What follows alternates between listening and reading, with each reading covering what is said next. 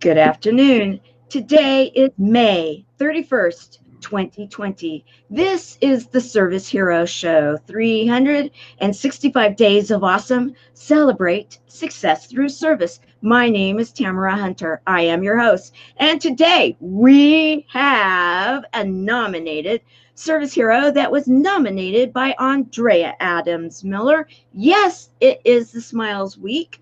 And it's an international Smiles Week, guys.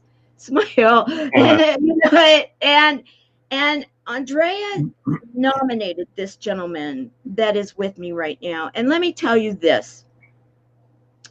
It couldn't be better timing, truthfully, that we have today's show. It's a Sunday. It's a Sunday during a time where we need some really good and inspirational stories and inspirational people that are out there doing good and are actually making a difference in areas that a lot of people would love to be. Jess Stainbrook is our service hero today. He is, I put it out there, yes, he's an Emmy Award winning documentary producer, director, filmmaker, editor. He has gotten in there and made a difference with certain stories that have been told to help them to get out there further. This man has been doing it and is currently in the thick of it with some nonprofits that I actually am very thrilled to be highlighting today. So I just want to say welcome and thank you for being a service hero. Let's talk. Thanks for the invite. Yeah, let's talk. I actually think you said it's Sunday. Isn't this Pentecost Sunday? If you want to drop into the biblical, things that are going on, I believe this is Pentecost Sunday. Yeah. Well, there you go. And we've got a great person here to help us with that. In fact, I mentioned this person. He is my board member over digital platforms, Skip Thomas. Also from your neck of the industries. He's an Emmy Award winning for a documentary that he did out there, and film editor, filmer, videographer, producer, director kind of person. Okay, just a minute. Let me bring him back up on. We're having fun already. Okay, 3, 2, 1. All right, this is going to be a fun show. I can already tell. You never know these days with some of the electronics that are going on, what will happen. And quite honestly, the more the show is supposed to inspire, sometimes we have a few shenanigans that take place here in streaming media land. So, but he didn't hear what you said. Oh, I was just saying, there's all kinds of things that happen in live TV, right? Oh, yeah, absolutely. Absolutely. And we have one of our chemo buddies for life ambassadors, the ambassador of the chat, one of my buddies, Helene. So glad you're here with us. She'll be here to say hello to people as they come into the show, and everybody, we're in for a good time.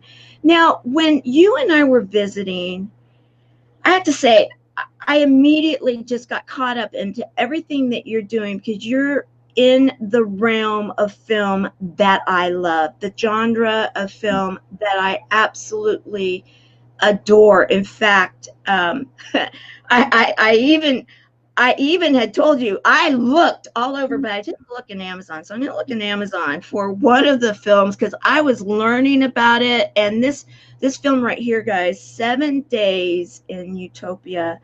When I started doing the research on you, and I found that you were involved in the study program after Heaven is for Real was put out there and was distributed, which, guys, it's a true story. Whatever your beliefs are, the story is a true story of a family and their events as they recall them and as they want to share them.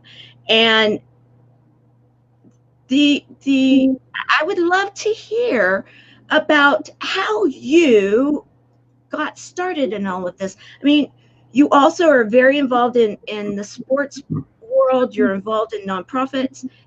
Where did you start? Because you're in, it's interesting, and there's so many people that I know that are very interested right now.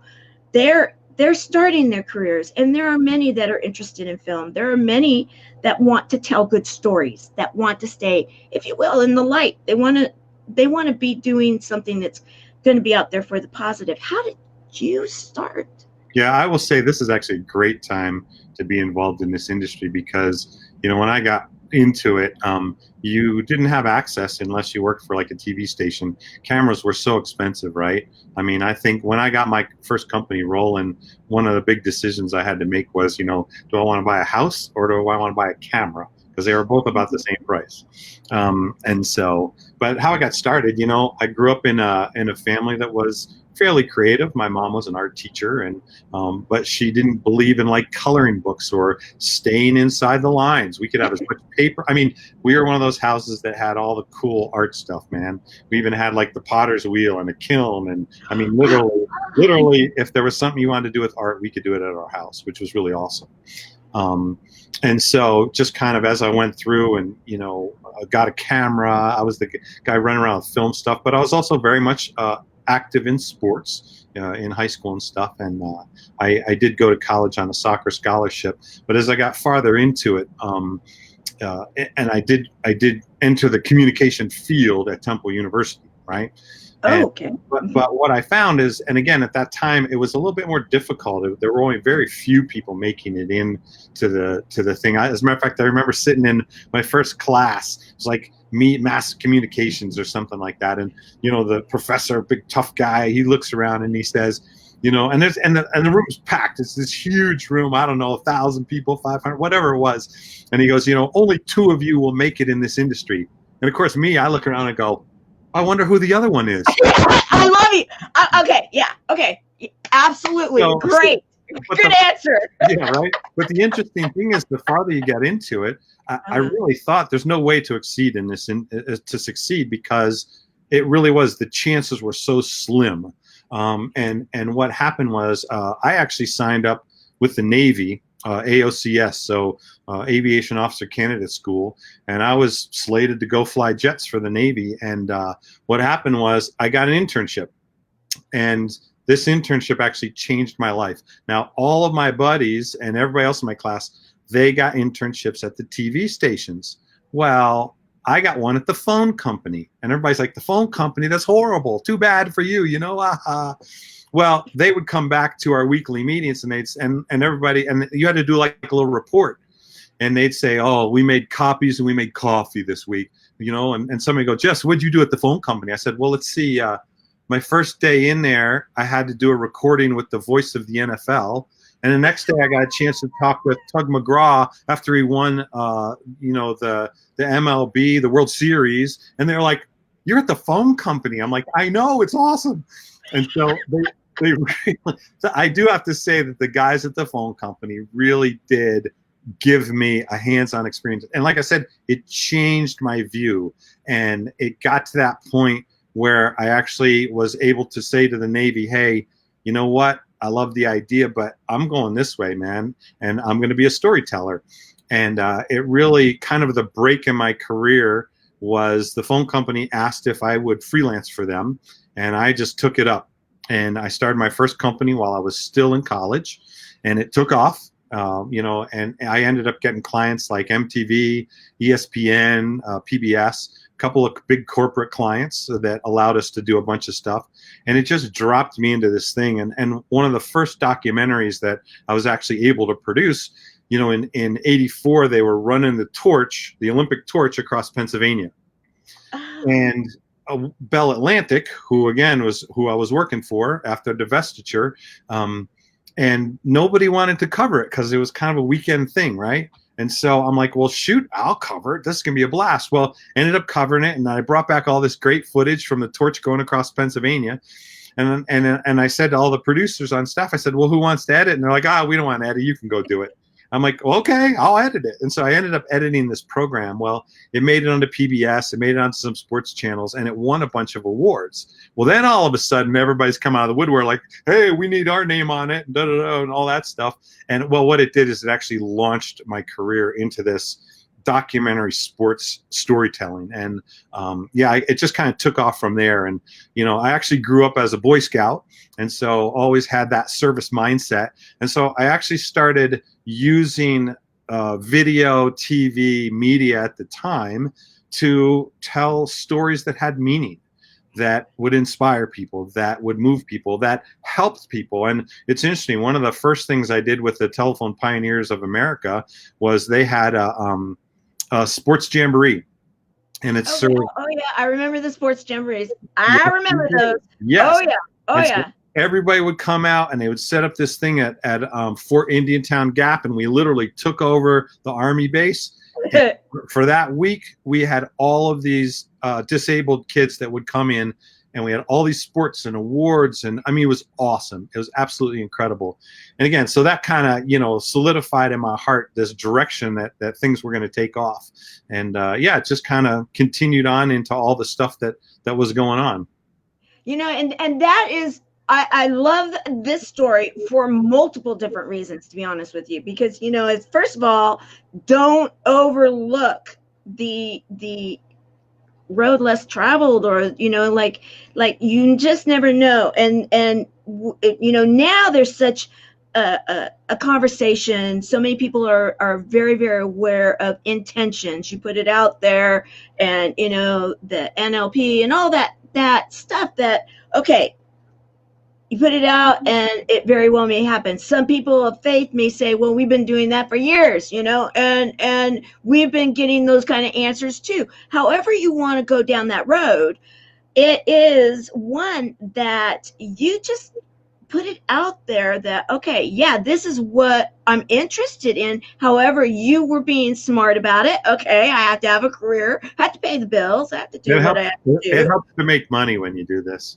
And it's funny because most of the when I would go out and give talks, especially in the high school area, there was always that parent in the back that had their student in there, and they'd be like, what advice do you have for my student? And I said, well, if you're really serious about it, you shouldn't go to college. Oh, no.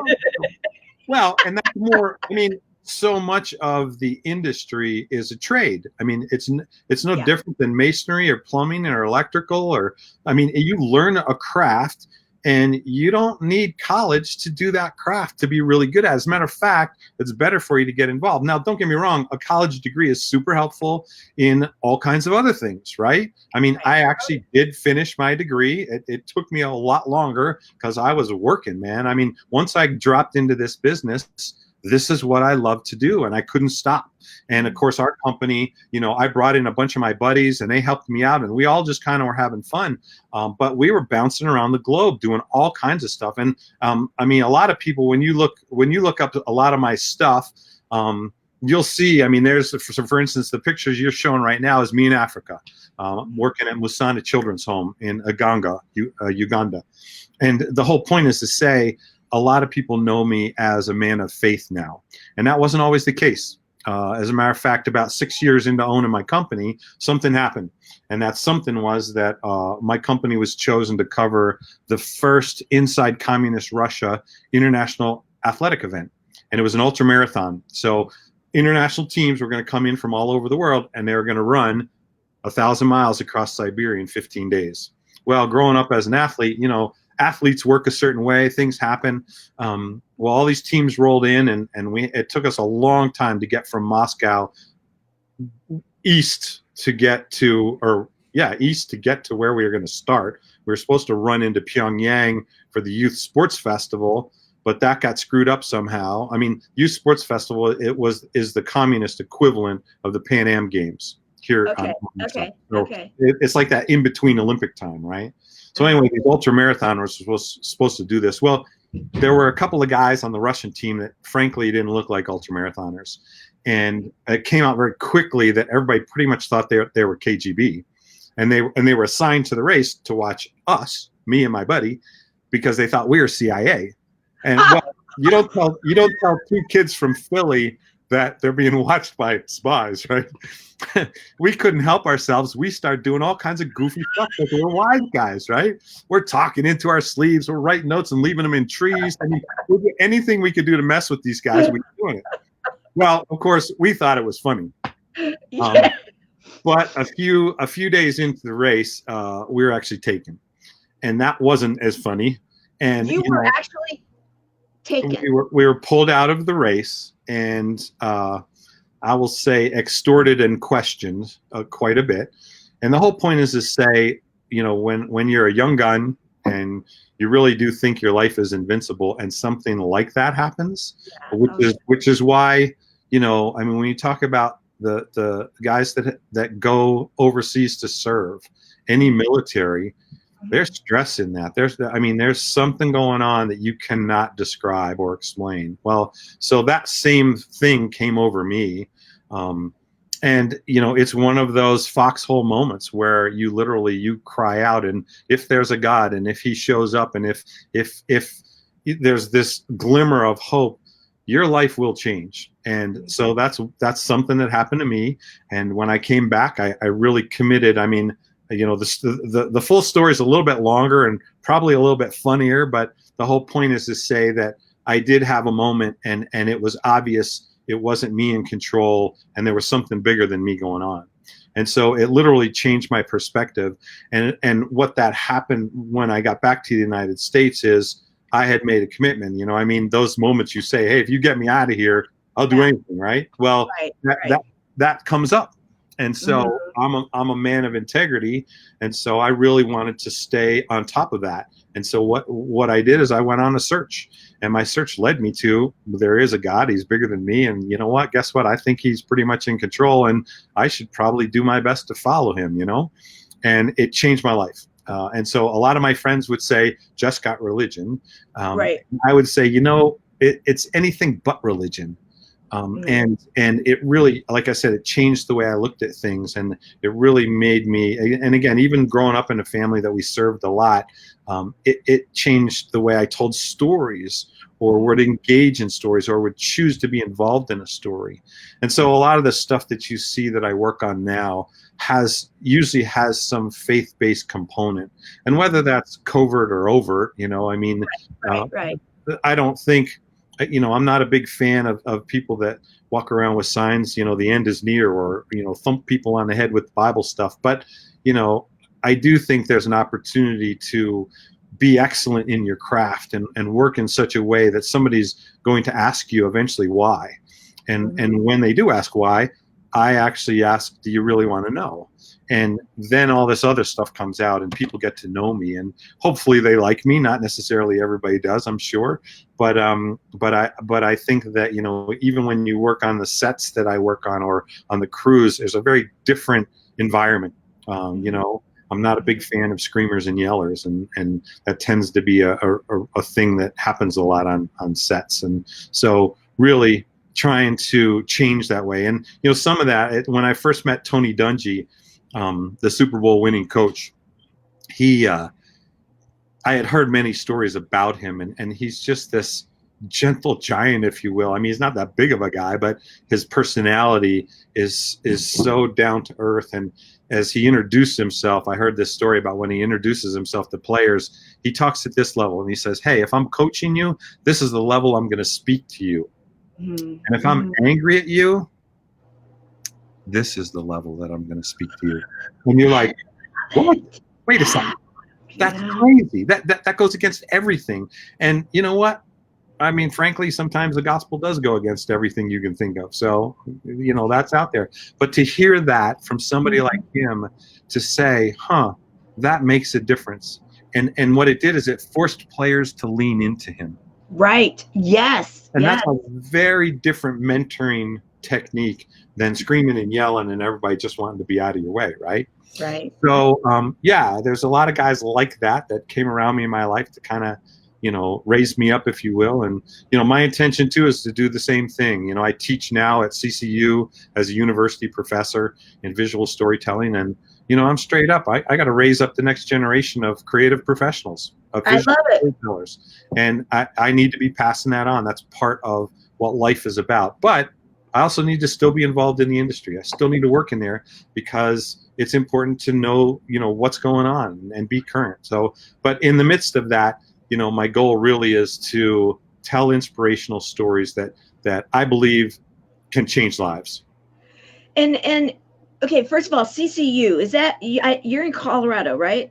Colorado Christian University is a private university here. Okay. Yep. Okay. Yep. CCU. Okay. I just wanted to make sure. And so people were like, okay, which one is that one? And so we know. All right. So that's a lot. And I absolutely, I love it. Now I have to, the first thing I'm thinking, because anytime I'm talking with a storyteller, I love it because when they tell a story, even if it's telling a story, they're telling the story. And then it's like, okay, now when is that one going to be in a movie? You know, it's like your story, that story, I'm seeing it in my eyes, like, okay, that has got to be a movie sometime. And you know, it could go a variety of different ways.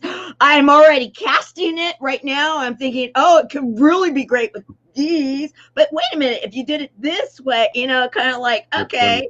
But you know, so thank you for telling an awesome story. And you know, and it's so relevant, and I want to really put it out there right now. Even it's relevant with what is happening today, because today you don't have to go across the pond, if you will, to go and have some traumatic experiences happening. We have them happening in many of our backyards right now. And without getting too political into all of that, because that could take us down a whole rabbit hole. However, with the story you just told, I am sure that there are plenty of people that may even end up thinking, oh, I'll go down there, I won't get in trouble, I'll just go check it out.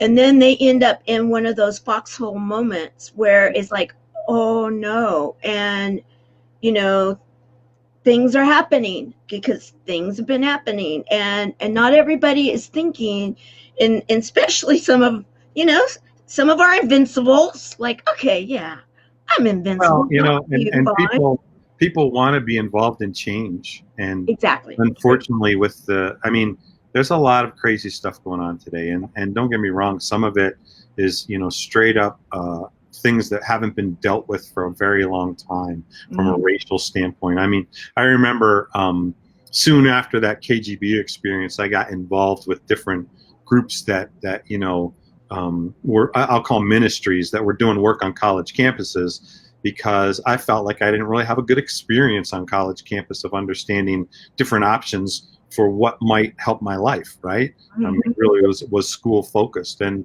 but one of the books that came out back then was called More Than Equals, and it was by John Perkins and Chris Rice. And one was a white guy, one was a black guy.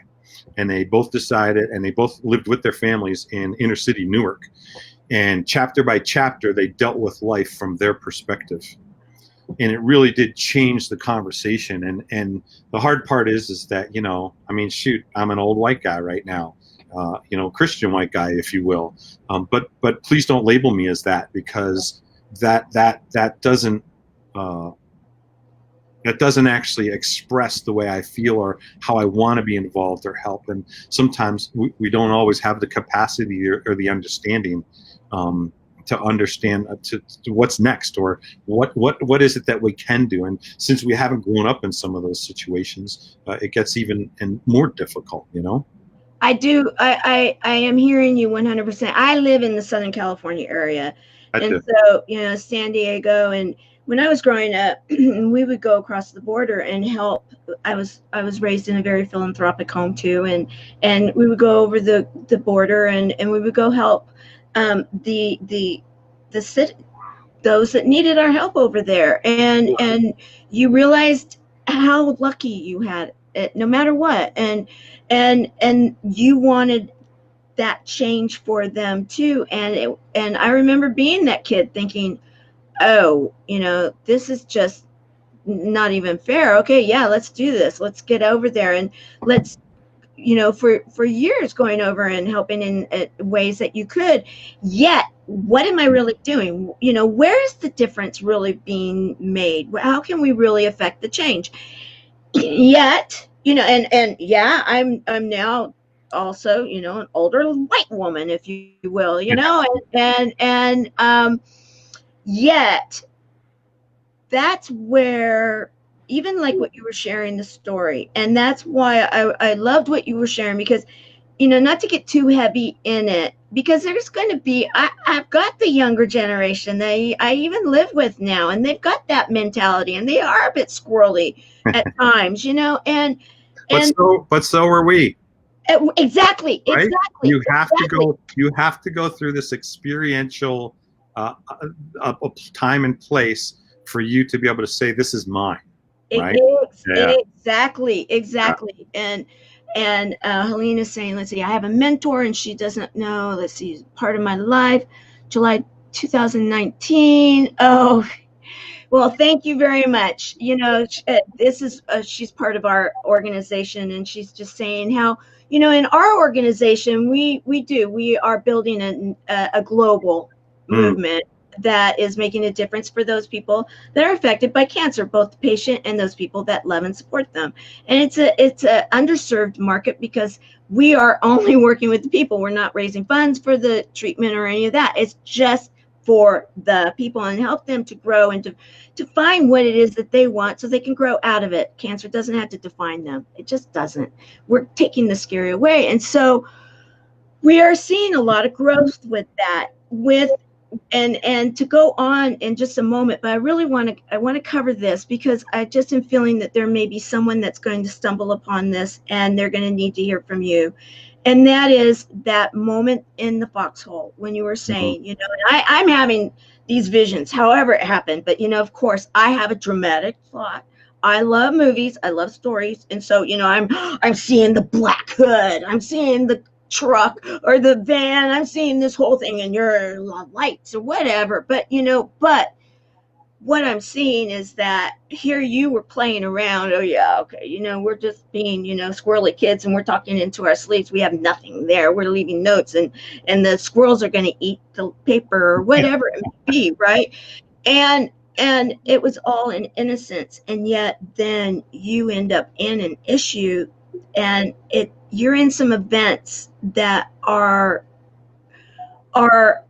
timely, that during that period. It's interesting. There's a lot of things that are going on these days, and some of the movies that most influenced me as a filmmaker and a storyteller, and recognize that I grew up in a lot of the inner city poorer areas just because of the choices my mom made of purposely where she wanted to teach. She was one of those that wanted to teach to help the people that needed the families that need. And so I was always part of that. And so I never saw skin as a color, if you will say. But it was interesting as I became a filmmaker, it was movies like Spike Lee's movies that really, really impacted. I mean, I love his stuff straight up. School Days is one of my favorite movies. And then there were other ones around that same time. I think John Singleton did the Higher Learning, or Hoop Dreams came out around then too. Yeah. And they had this documentary feel to them, but they were still narrative, dramatic stories. I actually appreciated too I love School Days because it was a musical, but it was a music that dealt with some deep stuff, and I'm going to call that, what's the word, habitus, right? What's the thing that Aristotle came up with back in the French time? It's the history, uncommon dispositions from the past that continue to shape our collective social imagery. And so I just learned this new word. One of my buddies, I love it. I did not know that word. One of my buddies wrote. He does this thing called NC Conversations. It's New Corinthians Conversations, and it's around what's going on and why are things so different, and why is it so difficult. I said, well, it's so difficult because we don't realize that we all do have something that's inherent and part of us that we can't get ourselves out of. And so right now we're in that struggle between those things. And, frankly, when you're passionate about something and you may or may not know the reasons why, you get angry about it, right? And that anger has led to, unfortunately, things that are deeper than just protests, and people are getting hurt. And so those are some things that, how do we change that? But we have to make the change, right? Boy, I didn't know. Shucks, I wasn't planning on getting political today. Please. You know, and this is not a political show, but it is, however, a service hero show, and where Right. the service hero is coming from. And in truth, I was one of my mentors. I had kind of put this show on hold because I was working in my nonprofit. And when COVID hit, he said, anybody that had any type of a streaming show in the past, get them up and going if For they sure. have any kind of an inspirational theme to them, because we need them right now. And I was like, okay, yeah. Next day I was back up, and that's when I started dating them, not numbering them. And you know, and so then, you know, Well, you're documenting history through people's viewpoints. That, yes. And it's interesting how every single guest, when they come in, they are the divine guest for that day because of what it is that their background is, whatever is happening on that day. It's interesting. And in my nonprofit, quite honestly, like the ones that you support, you know, we don't sugarcoat things. We have a lot of fun. We laugh a lot. We share a lot of love, but we will cry because when you're dealing with something real, you've got to be real with it, and then you have to let it go. And so we don't run away from the tough subjects. We just deal with them, and then we go on. And so the fact that you have had this life, you had this epiphany, this awakening, a moment in time that was a unique moment in time. And again, you could tell the story and it could go a variety of different ways. It could be a comedy, it could be a drama, it could be a adventure, you know, a lot of different things. I vote comedy, but anyway, but you came back, and I know a lot of people that have had similar situations where a life experience took place and they shifted. They went somewhere else. You shifted, and you then really became purpose driven in what it is that the projects that you're working with. And okay, so Skip is saying your thoughts on what is potential for inspiration storytelling for okay, he wants to know, question your thoughts on what. Okay, you're seeing it. Okay. I am seeing it, Skip. That's a deep question, boy. He is deep. Yeah. Yeah, it's interesting. I mean, I'm gonna have to. I'll say personally, I think each one of us has I'll say a calling or something that we're passionate about, and sometimes you don't even know exactly what that is. So, I mean, I made a decision in 2006. I actually left my real job. We had moved here to Colorado. I was invited to build a TV station, and I did, and it did really well. But you know, I had a bunch of experiences working with some different NGOs as well as some nonprofits in the Denver area. And I'll say them: Whiz Kids Tutoring, Save Our Youth, and Friends for Youth. And Whiz Kids Tutoring was a mentoring program that allowed for tutoring for elementary and middle school kids that were having trouble in the inner city, right?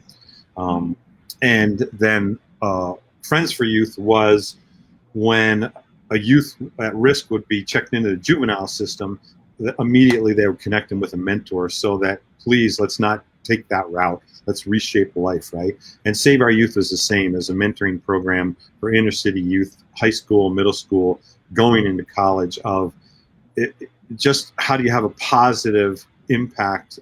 How do they see positive role models if they're living in a place that may not have that available, or if they don't have a two-parent home, or if they, whatever the case is, right? And so working with a lot of those really gave me some insight and experience to say, this is really important stuff. And so as I launched out and left the TV station, I continued to do work in the film industry, but I also got very much involved with these nonprofits. And I couldn't help myself. And it just kind of grew where I started helping them with communications, maybe doing a video for their fundraiser, or helping them with website or brochure, whatever. But I learned more about them. And as I did that, I got more involved. And, you know, sometimes organizations are started and by one or two people that are super passionate about something. but they may not be great business people. And that's the part to say, as I came alongside some of the smaller nonprofits, shucks, they couldn't even balance their checkbook. And so it became a bigger thing of me being involved almost at an executive level, but with tangible, hands-on things that we could do in those areas. So I got involved with, Denver has the homelessness initiative. It's called the Denver Road Home Project. The rescue mission worked on one too called Family Senior and Homelessness Initiative. And so I got really involved with those folks. Part of the story I didn't tell is in, that year before I had that really crazy, great internship that changed my life. Right. I was homeless, and I actually went to college for a year being homeless in the city of Philadelphia. And it was crazy. I lived on the streets in my car, but it was very difficult, and it was in a super bad area. But I got to know all of those people, and again, it changes things. I mean, Donald Miller, one of the Green Bay Packers, two of the Green Bay Packers, when we interviewed them at the Super Bowl. So I've been at the last, 13, 14 Super Bowls, and I talked to players about everything but football. I mean, we know them for the football. Hey, let's see who they are. Let's dig in, right? And this, I hope maybe Skip, this goes to your question of how do you make a change in humanity through your storytelling? Well, you pick things that could make a difference. And I didn't realize by having these conversations with NFL players that people look up to, that if they put them on a pedestal for one thing, for being a good player, and found out that they lived their life in a different way, and more often than not, my question might be, hey, what's most important to you in your life? And that's how we came up with this idea of faith, family, friends. Oh yeah, sports, right? and so that was a natural progression of these conversations. But two of the guys in that one Super Bowl with the Packers had been homeless before they got in the NFL, up through college. And I'm like, oh my gosh. And how do we tell those stories? And so again, you hear these conversations, and it changes the way you think about stuff. And it also can change the way that you then engage. I wonder if I have this stuff. There was a comment in this thing. It says, one of the psychologists, as I was talking about that thing, it says, not only can habitus be practically transformed by the effects of a social trajectory leading to conditions of living different from initial ones, it can also be controlled through the awakening of consciousness and social analysis. And so again, we're at that point. I mean, that's pretty deep stuff. That's not me. Yeah, it is deep stuff. These are super heady guys. I mean, these are super brainiacs that are my friends writing this stuff. And yet I get to be kind of the hands and feet on the ground to grab onto these things and allow them to be told through media. And like I said, the great thing about where we are in today's culture is that everybody has access to it. The phone, the camera on my phone is better, so much better than the $150,000 camera I first bought when I first got started. So yeah, there's a lot of things like that. We should probably talk about the invisible disabilities stuff, because that, as I move into nonprofits, one of the things I'm doing now is I work with Invisible Disabilities Association, and I was promoted to their executive director, and maybe that's because I'm doing things okay. I don't know. The point is to say it's an organization that works around helping people with disabilities that aren't readily seeable or might be hidden or invisible. And cancer counts as one, right? Yeah, absolutely. Yeah, you can walk around and you look fine, but you don't feel good or something. You may not be able to get out of bed that day. And so a lot of the stuff that we're working around invisibledisabilities.org is really some programming and some initiatives that are changing opportunities for people with invisible disabilities or any disability. One of them is, we started legislation that allows for this symbol that you're seeing on the screen. Tamara pulled it up here. And the idea is that symbol would be recognized as somebody who has an invisible disability. Again, different than accessibility. You still need the wheelchair icon to show that somebody needs space or needs an assistive device, right? That's what that's for. Right. This one is designed to show that somebody has a disability that you may not be able to see. And so that legislation allows for this marker to be on a government ID, such as a driver's license, voluntary disclosure. In other words, if you don't want it there, you don't have to put it there. But the idea is that it would help, especially in, let's say, law enforcement, first responder, maybe educator things. And then we took the next step during this COVID stuff, and we're doing a grassroots version, right? In other words, you can order love that. Yes. Yeah, and you don't have to wait for the government to pass it. It's right there. And it has a bunch of your ID information on it, right? And it also has things that somebody can scan the QR code, and it'll take them to a help site. So if you're unconscious, there's more information. So we really have been intentional about having those conversations. And it came out of a couple of different things. I mean, Wayne's wife, who you're seeing, Wayne is the founder with his wife, Sherry, of the Invisible Disabilities Association. Yeah, they're awesome folks. And it started because Sherry had a whole bunch of different things, MS, PTSD. She has chemical sensitivity. I mean, there's a whole host of things, Lyme disease, that she deals with on a daily basis. And so it really, again, passionate about the situation they started up. They have been running it on a volunteer basis for since '96, so 23, 24 years. So I got involved. I had met Wayne probably about 15 years ago.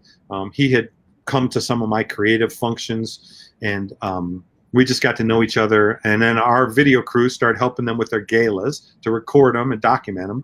Oh, okay. That makes a lot of sense. Yeah. So that's really where we connected, and I started to see what he was doing.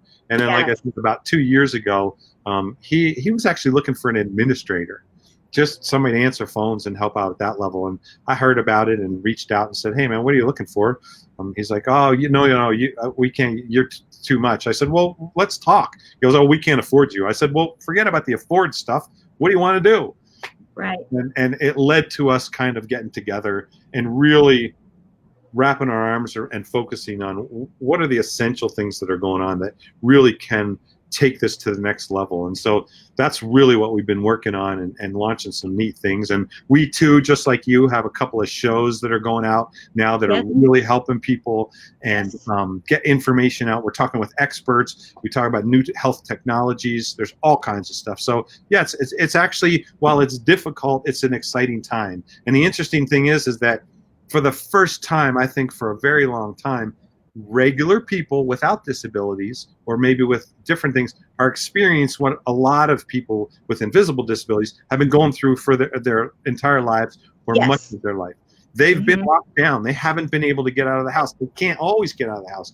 And so now everybody has a greater sensitivity toward this stuff. And yeah, that's kind of where we're headed with that. So Skip, I don't know if I exactly answered your humanity and storytelling question, but like I said, I think that God leads us into places and allows us to be involved where we're most needed, and we can wrap our arms around things given the skills we carry with us.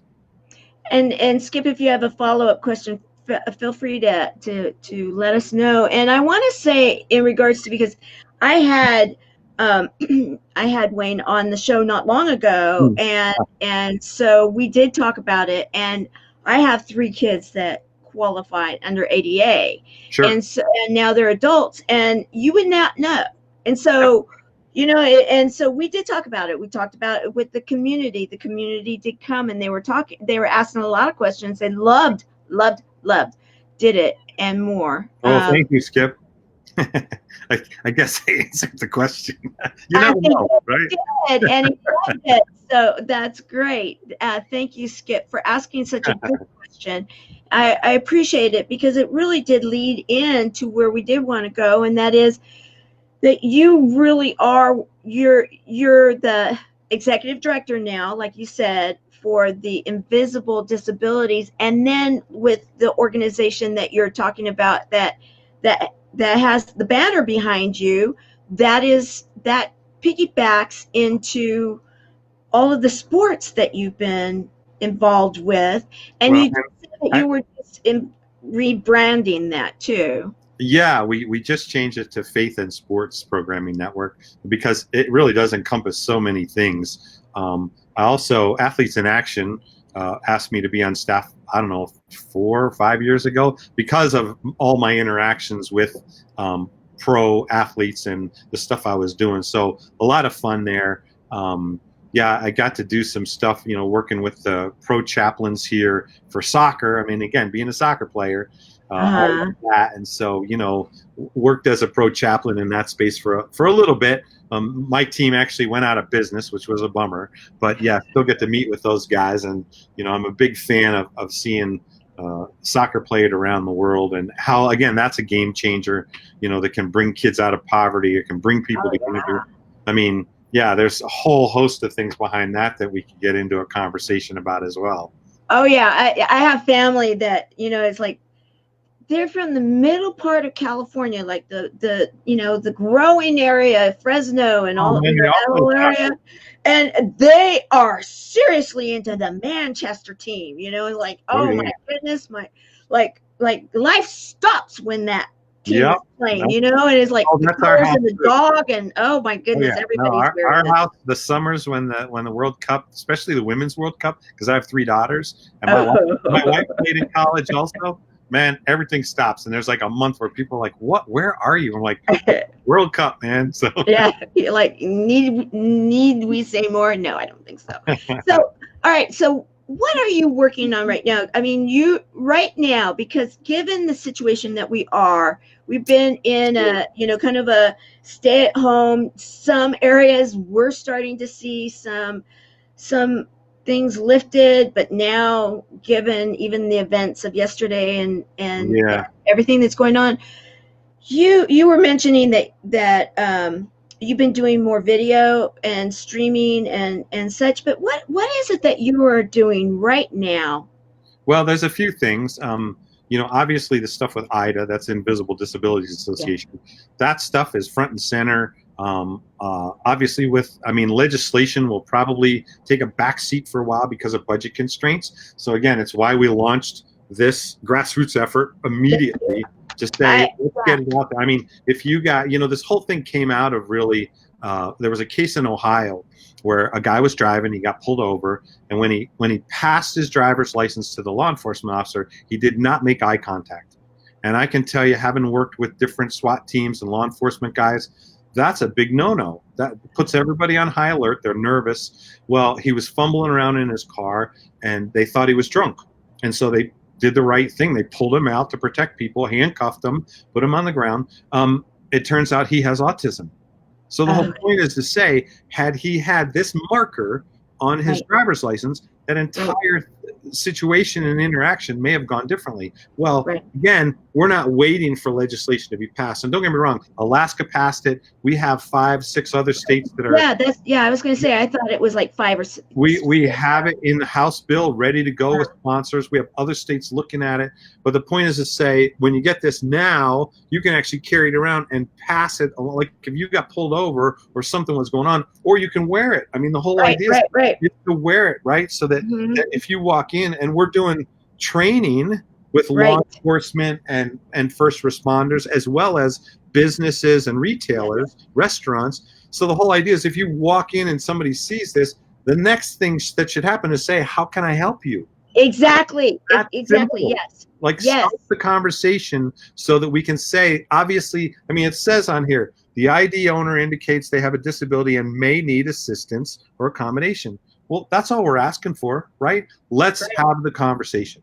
So yeah, hopefully, and don't get me wrong, some of these conversations have gone badly as well. I mean, Sherry was in an incident where, she has a placard. She's allowed to park in a disabled spot. She did, but she got out of her car and walked. And people think, oh my gosh, you don't have anything. And so nasty notes are left. And when she came out, a police officer had pulled up behind her car to stop her and gave her a hard time. And so again, our goal is, we don't want, the guys in blue to have a hard time. We want them to be informed as much as possible around disabilities and how to have those interactions so that it's positive and safe for everybody involved. So part of doing this is including at the legislative level training courses that certify law enforcement, emergency responders, educators, everybody, right? and I have to say, especially being the mom of now adult, high functioning, yet still in a certain situation, one in particular could Scary. become Yeah. seen, could be Scary. seen in a way that they would think other than what the diagnosis is. Yep. And the diagnosis is real. It's been real since he was, you know.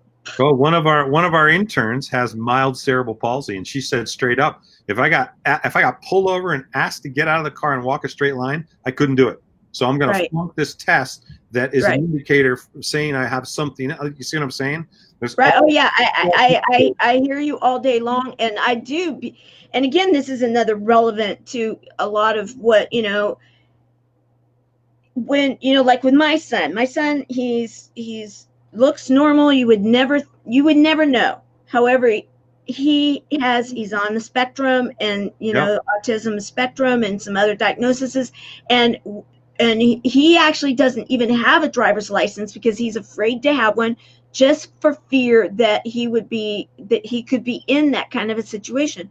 He needs one. He needs to be able to get over that fear. That right there, when I saw that and had a visit with Wayne, and I can't even tell you, I was so excited because for the very first time I'm thinking, okay, he's going to finally feel secure enough that he'll be able to have a driver's license so that he can actually go to work. He's high functioning. He can work. And that would give the explanation that, okay, let's just be calm about everything because we're good. Just, you know, don't incite him because then it could go south. Yeah, and that is what he was afraid of. And, you know, I want to just, we're getting to the top of the hour, and I want to make sure that we're covering everything that you're involved in, because the athletes in action also, I really understand that can be such a big thing right now too, because in having a nonprofit that really helps those kids to understand that sports can be so, for so many different reasons, sports can be an answer. It can be an answer for self-esteem. It can be an answer for... It was an answer for me. Frankly, I would not have gotten into college if it weren't for soccer. I didn't have the grades. I didn't have the SAT scores, but I could score goals. And guess what? Somebody wanted me because I had that skill. And it opened the door that allowed me to do something that I otherwise wouldn't have had the opportunity to do. And think about what you have now touched, all the lives that you've touched, all the opportunities that you've given others because of this. It's a give back situation. And this is something that if when we're done with this show, I really do want to put into the comments, and then also when I share it out on YouTube and things, we're going to put how to get a hold of the different nonprofits that we're talking about right now. If one of these nonprofits, you're saying, yeah, I need that card now. I need that card, because the thing I loved about it too is that you can, like, if you're wearing it and like Wayne was saying, and you don't want people to know until it's time, you can wear it under your shirt. And then or you can just keep it in your wallet or your purse, right? Exactly. And if something happens, you just pull it out and say, hey, I just want you to know. And this is the one I'm showing right now is the international version. That's right, because there's this, and then the other one is flipped, right? It is. The other one's the white logo on blue is the national disability for domestically here in the United States. They will both work anywhere. Don't get me wrong. There's no difference between them. They have the same information on the back. And again, it's your picture, your name. You can provide an emergency contact with a number. So if something happens, they can call somebody. And again, it has that QR code on it as well. And you can, if you go to invisibledisabilities.org, you can immediately, right there on the top of the fold, you'll see this front and center, and it has more information on it. We actually have a really cool campaign. I wish I could bring up some of my screen stuff to show you. I could pull that up, but our campaign is really cool because what we're doing is we've got people that are actors that represent people who have real disabilities. So again, we're protecting privacy. But I love it. Yes. Talking about in these little ad campaigns, what somebody feels when they wear this ID and how it helps them. It's a game changer. I can already tell you right now, being the mom of some, I had 3 kids that had IEPs, and need I say more, out of my 4, and Sure. and you get it then. Yeah, and they grew up to be very high functioning adults, yet they all could still get accommodations because of their qualifications, and yet you would never know. And so let's see, I did want to just make sure that you saw this. Skip was offering, he loved visiting with you. If he can ever help you, he wants you to, you're gonna offline, you're gonna send me some info and we can touch base. There you go. Amazing connections. I love this because, the bottom line is when heart-centered and good people, it's not an accident oftentimes when people come together that it's just like today there is someone, I really do believe, that needs to hear what it is that you're sharing. And I don't know which one of the nonprofits, I don't know if it's your life story, but I just feel that there's someone or a few people or many, I don't know, that are going to hear this, that are going to say, that is what I needed right now.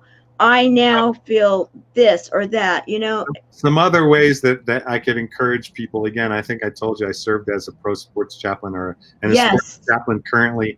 So there's an app out there. It's called, it's called the Bible app right there.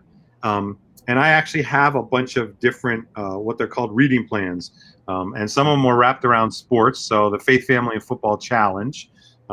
There's also another one out there for married couples, and it's called George Smiles from Jane's Marmalade, and it's a mnemonic device that means God, spouse, family, job, ministry. So again, there's some things out there to give guidance. My biggest thing is, when people approach you and want to talk about the gospel or Jesus or something like that, that's overwhelming. I don't know what's going on. So the reason I wrote a lot of these was really to say, hey, if you're actually interested in this stuff, here's a path. Here's how to understand all these things. I mean, don't get me wrong. I get around some of my pastor friends and stuff, and they speak a different language. It makes sense to me. There's this whole other vernacular. It's like being a foreign country, and yet I'm trying to dumb it down to say, hey, it's not that difficult. Here's the process, and hey, if you want to do it, this is what it looks like. So yeah, it's pretty simple. Okay, so what we're gonna do, guys, there's five things I'm counting now that we need to make sure that we get information for you. The 5. Okay, so that's the 3 different nonprofits, the 2 different apps, or at least some way that you can get a hold of these apps, because the bottom line is this, and I'm going to drop down from the line, and I'm going to give you a moment, Jess, if you don't mind, just like sharing a nugget. If you're feeling inspired to just like leave something with everybody, I'd love to give that opportunity to you, and then I'll jump back up and we'll close out the show. Okay? Yeah, interesting. I'd probably go to the thing that Tony Dungy has said over and over that I've heard him say, and it comes out of Matthew, the book of Matthew, and says, who would I want to get it right, man. As a matter of fact, can I look it up? Tamara, can you take some stuff? I do want to, I actually want to read it out of here so that I have the right verse. But it's basically of who would give up Go ahead. Yeah. Let me look it up, because I hate to screw something up. And again, this is why I actually use, YouVersion, the Bible app, is exactly for that reason. I don't have the Bible memorized, and I don't want to. I do want to. I'd love to be that smart. I'm not that smart. I'm a visual guy. I'm a creative guy. Frankly, I have dyslexia. That's part of the reason that I'm a great cameraman. I'm a great eyeball person. That's why I direct things. So just because you have a disability doesn't mean it defines you. You can overcome those things. There's things that you can do. But the verse here was out of Matthew 16:26, and says, "What good would it be for someone to gain the whole world and yet forfeit their soul?" I think that's a good point, is to say there's things that are going on and they're so much bigger than ourselves today. And while we want to chase different things, that obviously we want to put food on the table, but I think when you look at let's make that intentional move from success to significance. And I think when you follow that significance, your calling, what God has built you to be, I think you will be successful. Thank you. I love that. And with the nonprofit that I run, we, cancer doesn't discriminate, so we don't either. And so I'm very careful in how I represent things when I am wearing that hat. However, this is Service Hero Show. It's not under the guise of the nonprofit. And today I am just saying thank you for sharing that, because there's so many people right now that are feeling that much more afraid and alone, and the suffering that is being felt by the isolation is becoming overwhelming for so many. Well, and everybody, frankly, everybody's lost hope. When you walk around, this is the craziest time. People are fearful. You go by somebody in the grocery store where you used to smile, or you'd at least kind of, and now it's this big kind of thing. It's crazy. It's crazy. We're still people. And guess what? Some of us, it's going to be around. This thing is going to be around that we're going to have to deal with. And so, be respectful, wear your mask where you're supposed to, but also, be able to be there and help people. Don't be afraid to help people, because again, we're losing hope, and we need it. Exactly. And so in our group, we are all about humor, hope, heart, hugs, and a whole lot of love. Oh, that's awesome. I love that. Yep. Can I feel that? That's good. Yeah, well, this is what we go, you can bar. What do you call that? Like H5? What do you call that? Like H5 or something? Well, hugs. And a whole lot of love. And then what we do say is that it is the year of love. We've declared it to be the year of love. And then we said, no, we now are stating that it's the decade of love. Good for you. We are doing a whole love it movement. And so, it's like we are raising that vibration and the frequency of the earth, because if we all work together, so don't steal it, work with us. It's like if we all work together, you're in your platform, we're in our platform, and we are all sharing that love. Think of what we are doing. We are giving back the hope. Sure. We are giving back the humor, and we are giving back the heart, and with some hugs and a whole lot of love going around, because what is that 4-letter word that your book shares that I believe in? There's a 4-letter word in there that goes along with love. Yeah. Oh, that's right. It is love, because love is the answer. And we actually, one of my friends came up with this thing, and I got to say it's brilliant, and we use it everywhere. It's the word family. Family. And if you keep that, again, as a mnemonic device, Family, it means forget about me, I love you. I love it. That's a game changer for life, right? If we could walk, that's the gospel in a heartbeat, right? What's Jesus say is love your neighbor as yourself, right? Forget about me, I love you, family. If we look at everybody as family, we would have a totally different place here. And that's what, so it's not if, we are doing it. We are doing it. That's why I actually, with Andrea knows that the people that I want to have come in here are people that are like-minded, because, we need to all pull together. We need to pull together, and together we will change the way things are done throughout the world. And that, we say one buddy at a time, one that like you just look at it, all works together. Well, and guess what? Sometimes we have bad days, and I take this into my classes, and I give the kids these things. If you're having a bad day, I love it. Right? You can have a good day. Yeah. Then I come in with the big one. I love it. Oh yeah. Oh yeah.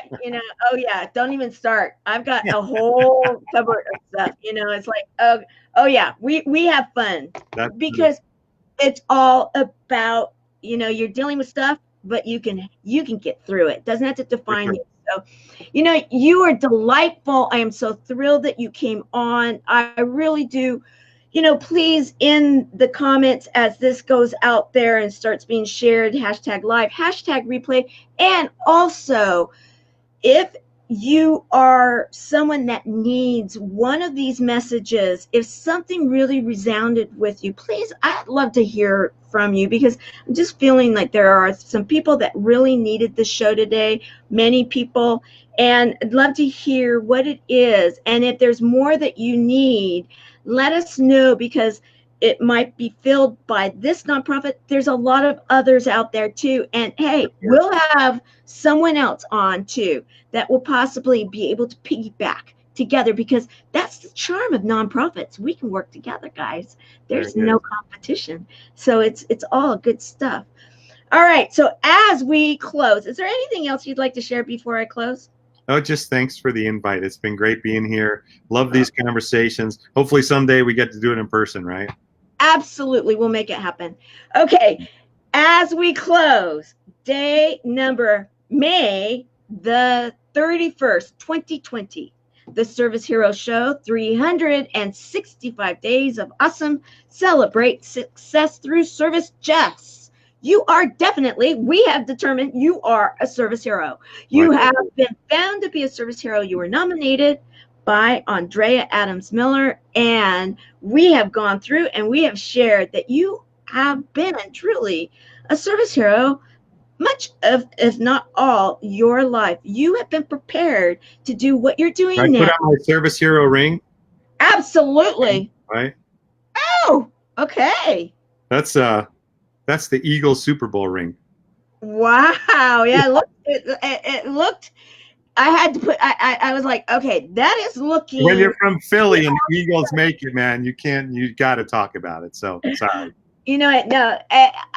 Hey. We'll call that the service hero ring, though. I love it. As a matter of fact, those guys, there's a heart in every one of those guys. It's amazing. That team, I mean, beyond the fact that they won, and I'm from Philly, man, you want to spend time with those guys individually. They are awesome people, men of integrity. And so, again, that makes a difference for us. Absolutely. And see, guys, as you're watching this show right now, listen to that too. We have sports people. We have people that are involved in the film industry. We have people that are in so many different areas that are making a difference and that are serving each other. There are good stories taking place today on Sunday, May the 31st. Let us not lose hope in humanity. That's right. Nope, not at all. Not on my watch. Not happening. Not on Jess, not happening. Not on Skip's, not on Lean's, not on many of those that are within our organization. Wayne included, Andrea, Ken, many good people. All right, you are amazing. Thank you for your time, everybody. Tonight in the closed group for Chemo Buddies, it's game night. It's family night. So come over. If you're not a member of the closed group, ask to join. We just ask you that the things that are discussed there remain there. That is our safe place to talk about what is happening. But we welcome you. Chemo Buddies for a Life community. All right. See you later. Bye, Jess. Thanks. Bye, everyone.